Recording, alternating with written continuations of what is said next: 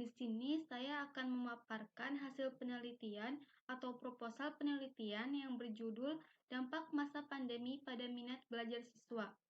Video ini ditujukan untuk memenuhi satu tugas terstruktur mata kuliah metodologi penelitian semester 5 yang diampu oleh Bapak Dr. Budi Manfaat, MSI.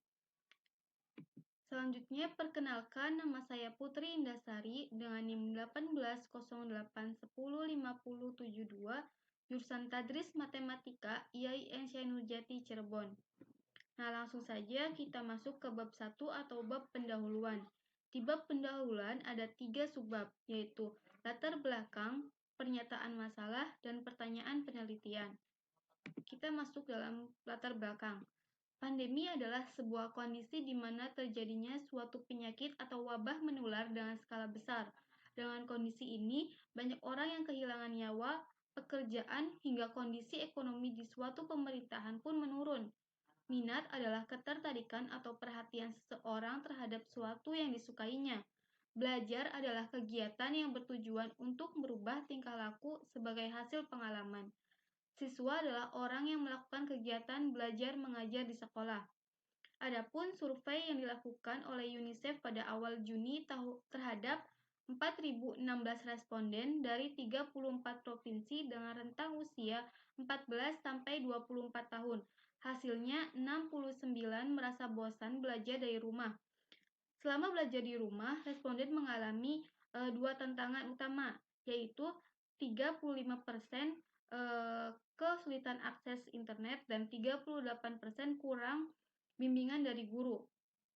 Jika hal ini terus terjadi tanpa adanya penyelesaian dari pemerintah, guru, atau orang tua, maka konsekuensi terburuknya adalah anak-anak di Indonesia akan lebih tertinggal dibandingkan dengan anak-anak di negara lain. Karena sebelum masa pandemi pun, pendidikan di negara Indonesia sudah dianggap rendah. Bagaimana jika turunnya minat belajar? Nah, di sini saya membahas apakah metode inquiry adalah salah satu metode yang dapat digunakan untuk mengatasi menurunnya minat belajar, dan metode inquiry sendiri adalah sebuah metode yang mengedepankan keaktifan seorang siswa. Metode ini juga dapat mengembangkan cara berpikir siswa. Dengan itu, tanpa disadari, metode ini bisa sedikit membantu untuk menumbuhkan minat belajar siswa.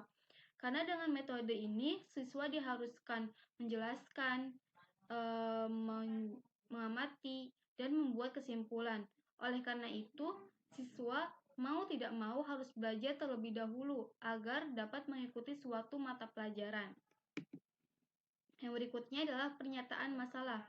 Minat belajar siswa menurun di masa pandemi. Setelah melakukan wawancara dengan beberapa siswa kelas 6 di MI Al-Anwar, pembelajaran di saat pandemi ini membuat siswa merasa bosan. Pembelajaran yang dilakukan di rumah membuat mereka bingung akan materi yang disampaikan oleh guru. Ditambah, metode yang digunakan tidak semuanya bisa dijangkau oleh siswa. Seperti ada orang tua siswa yang tidak mempunyai handphone, sehingga tidak bisa mengikuti pembelajaran dan akhirnya mereka memilih untuk bermain.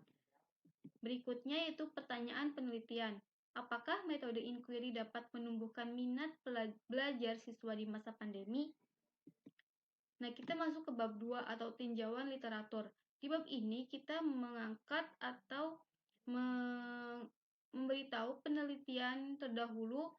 Nah, saya di sini mengambil dari penelitian Teresia Endang Sulistiawati pada tahun 2020 dalam penelitiannya yang berjudul Perspektif Aksiologi Terhadap Penurunan Minat Belajar Anak di Masa Pandemi. Dalam penelitian yang dilakukan oleh Teresia Endang Sulistiawati pada tahun 2020 menghasilkan hasil penelitian yang intinya minat belajar siswa di masa pandemi memang menurun, bahkan bisa dibilang kurang baik. Dan hal ini terjadi karena berbagai faktor. Kemalasan dan ketidakmandirian dalam belajarlah yang menjadi salah satu sebabnya. Dan beliau juga menyampaikan bahwa ini adalah nilai keburukan. Namun tidak hanya nilai keburukan, nilai kebaikan pun ada.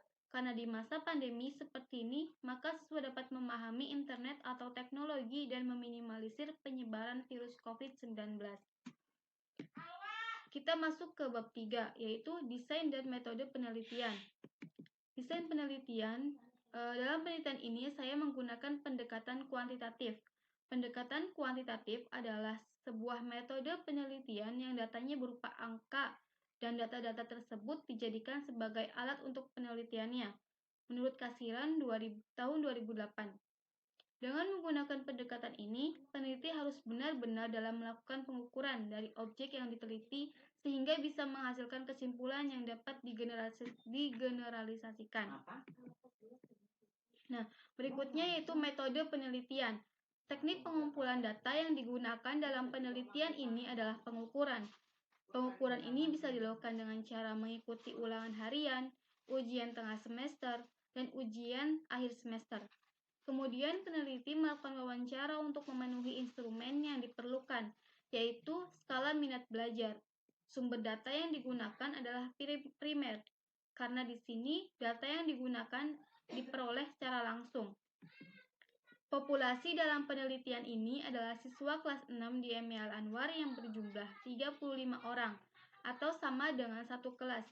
Karena populasi ini menggunakan data homogen, yakni siswa kelas 6, maka teknik penentuan anggota sampelnya akan dipilih beberapa sesuai dengan jumlah sampel yang diperlukan. Teknik analisis data yang digunakan yaitu uji T independen. Teknik ini merupakan sebuah analisis statistik yang bertujuan untuk membandingkan dua atau lebih sampel yang tidak saling berpasangan. Sekian yang bisa saya paparkan dari proposal penelitian saya.